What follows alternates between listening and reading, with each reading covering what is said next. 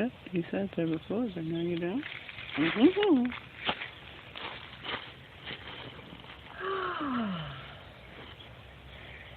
Hello. Good afternoon. Welcome to Story Time with Captain Party. We're on chapter 24 now.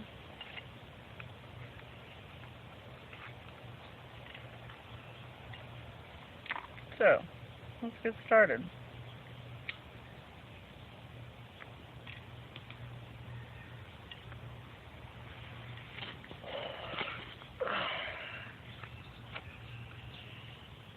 According to Paige Marshall, my mom came from Italy already pregnant with me, and this was a year after somebody had broken into a church in northern Italy.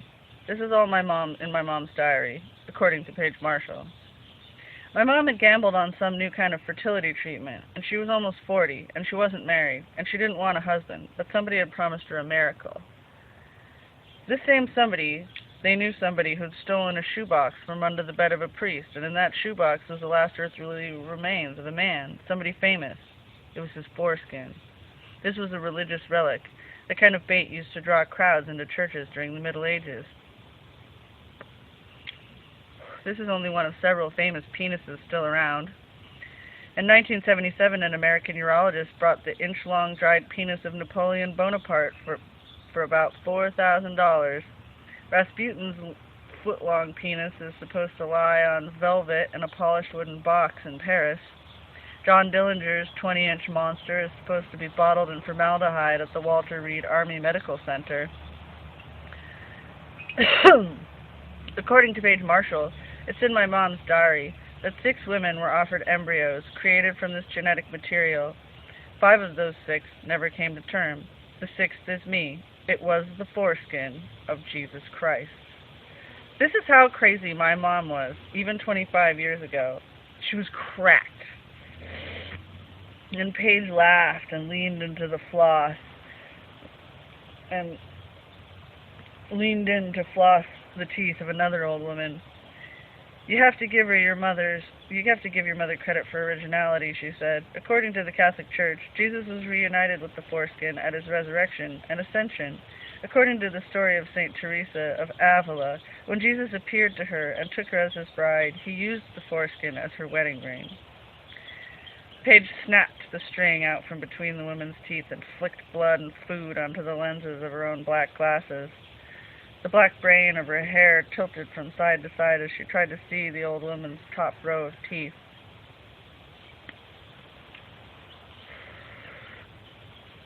She said, "Even if your mother's story is true, there's no proof. The genetic material came from any historical figure. It's more likely your father was just some poor Jewish nobody." The old woman in the recliner, stretching her mouth around Dr. Marshall's hands, rolled her eyes to stare at me, and Paige Marshall said, "This should make it okay for you to cooperate." "Cooperate?" "With my course of treatment for your mother," she said. "To kill an unborn baby," I said. "Even if I wasn't him, I still don't think Jesus would approve." "Of course he would," Paige said, and she snapped the string to flick a lump of tooth jam right at me. "Didn't God sacrifice his own son to save people? Isn't that the story?"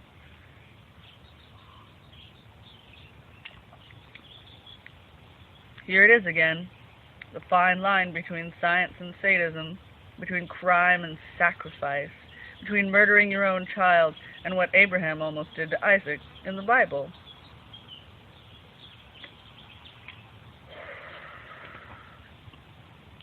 The old woman pulled her face away from Dr. Marshall, tonguing the string and bits of bloody food out of her mouth. She looked at me and said in her creaking voice, "I know you." As automatic as sneezing, I said, "I'm sorry. Sorry I fucked her cat. Sorry I drove over her flower beds. Sorry I shot down her husband's fighter plane. Sorry I flushed her hamster down the toilet." And I sighed at her and I said, "Did I forget anything?" And Paige said, "Mrs. Tsunemitsu, I need you to open wide for me." And Mrs. Tsunemitsu said, "I was with my son's family dining out, and you almost choked to death," she says. My son saved your life. She says, I was so proud of him. He still tells people that story. And Paige Marshall looks up at me. Secretly, Mrs. Tsunemitsu said, I think my son, Paul, always felt like a coward until that night. And Paige sat back and looked from the old woman to me and back and forth. Mrs. Tsunemitsu clapped her hands together below her chin, closed her eyes and smiled, and she said, my daughter-in-law had wanted a divorce, but after she saw Paul save you, she fell back in love. And she said, I knew you were faking. Everybody else saw what they wanted to see. She said, you have an enormous capacity for love in you. And the old woman sat there smiling and said, I can tell you have the most generous of hearts. And fast as sneezing, I told her, you're a fucking wrinkled old lunatic. And Paige winces. I tell everybody I'm tired of being jerked around, okay? So let's just not pretend. I don't have fuck for a heart. You people are not going to make me feel anything, and you're not going to get to me. I'm a stupid, callous, scheming bastard. End of story.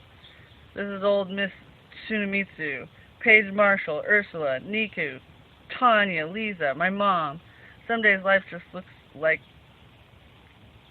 me versus every stupid chick in the whole damn world. And with one hand I grab Paige Marshall around the arm and I yank her towards the door. Nobody's going to trick me into feeling Christ-like. Listen to me, I say. I shout. If I want to feel anything, I'd go to a friggin' movie. And old Mrs. Tsunemitsu smiles and she says, you can't deny the goodness of your true nature. It shines for everyone to see. And to her I say, shut up! And to Paige Marshall I say, come on!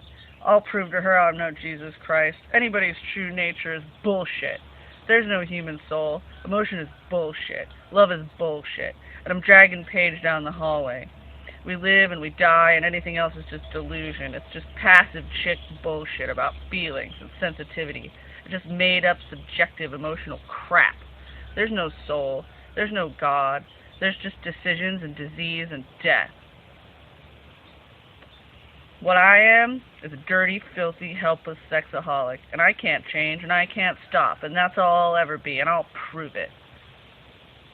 Where are you taking me, Paige says, stumbling, her glasses and lab coat still flecked with food and blood. Already I'm imagining junk so as not to trigger too fast, stuff like pets soaked in gasoline and set on fire.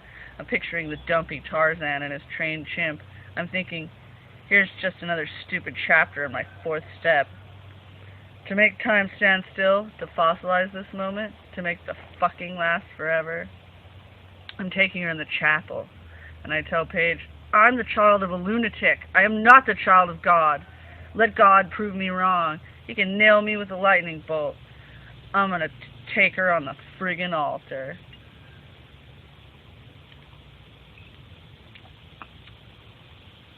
And that is our chapter for this afternoon. Victor doesn't like it. He wants no part in it. Well, we'll see you next time.